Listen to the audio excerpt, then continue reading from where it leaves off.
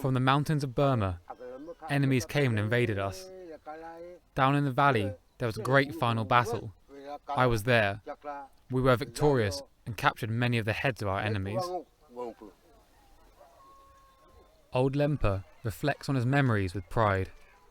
Memories from a long time ago, when he and his tribesmen were still headhunters. The skulls of slain enemies were valuable trophies, as it was believed amongst the Nagas that they guaranteed the fertility of the fields and prosperity of the village.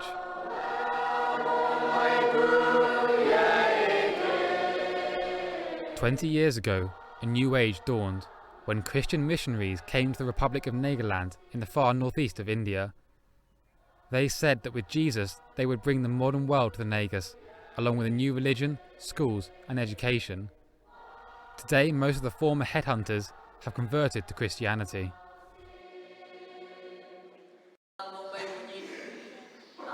Our previous world no longer exists. You have to cultivate your fields with more efficiency, and you have to learn to read and write. Enemies who seek you out for life no longer exist. Therefore captured heads have no significance." Before, skulls could be found in every hut here, but they were at once humans. They deserve to find a final resting place that gives dignity to the dead. With heavy hearts, the headhunters had to part with their trophies. But the church leaders did not completely seal the tombs. A gap a foot wide allows a view of the skull.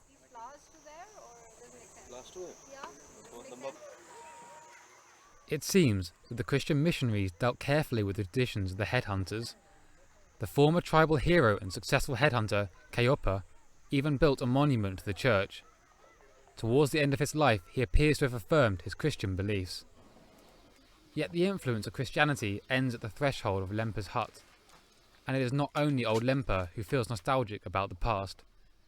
Younger tribe members who also regret that they are no longer allowed to practice the old rites and traditions.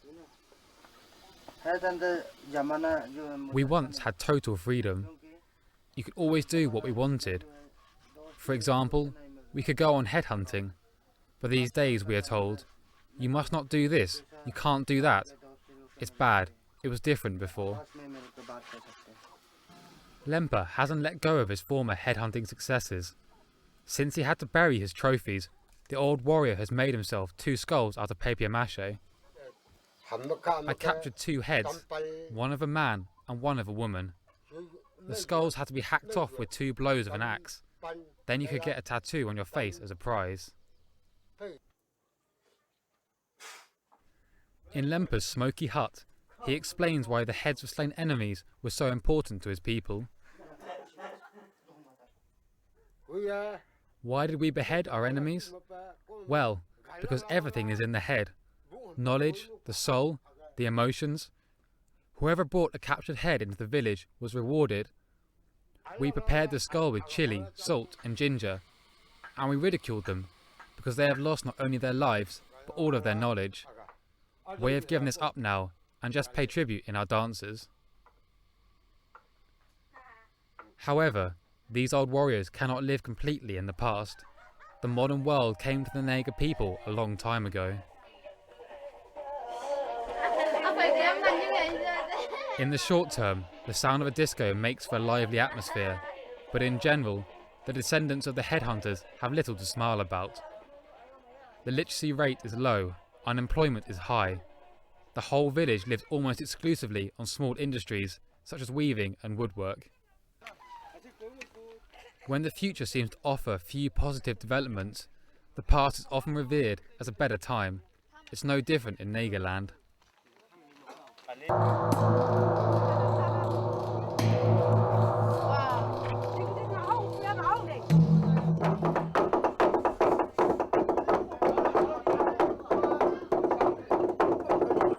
Here, the past is often relived.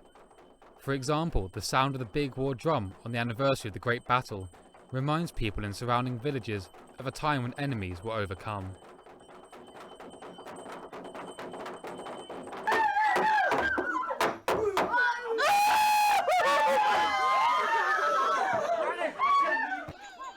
The audience is mostly dressed in Western clothing, but here in the mountains, traditional tribal dress is still worn with pride.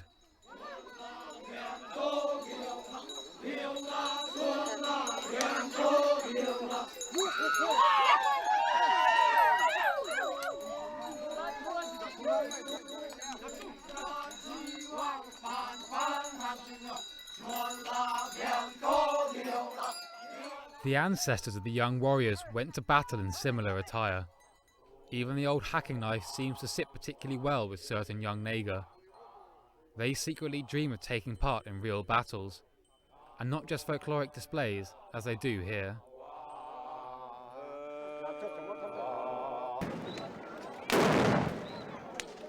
Here in the extreme northeast of India, where the government is far away in New Delhi, and the ancient rites are not forgotten, the great battle is fought again, with blank cartridges and without skull trophies. The setting of the spectacle is the square in front of the church, providing a stark contrast between the symbol of the new faith and the celebration of the old.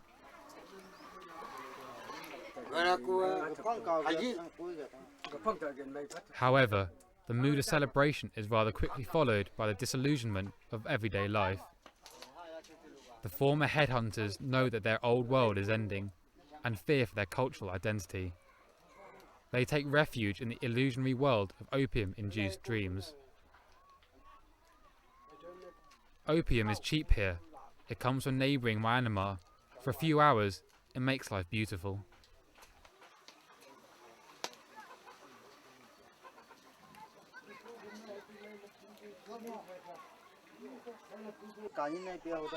Of course, I should not have started using the stuff. I should make something of my life. Now I'm sitting around at home and I've lost all my energy.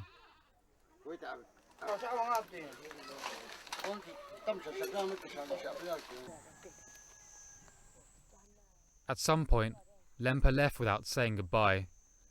Like one of his opium-induced dreams of the past, he disappears into the time soon to be forgotten, even by the Naga.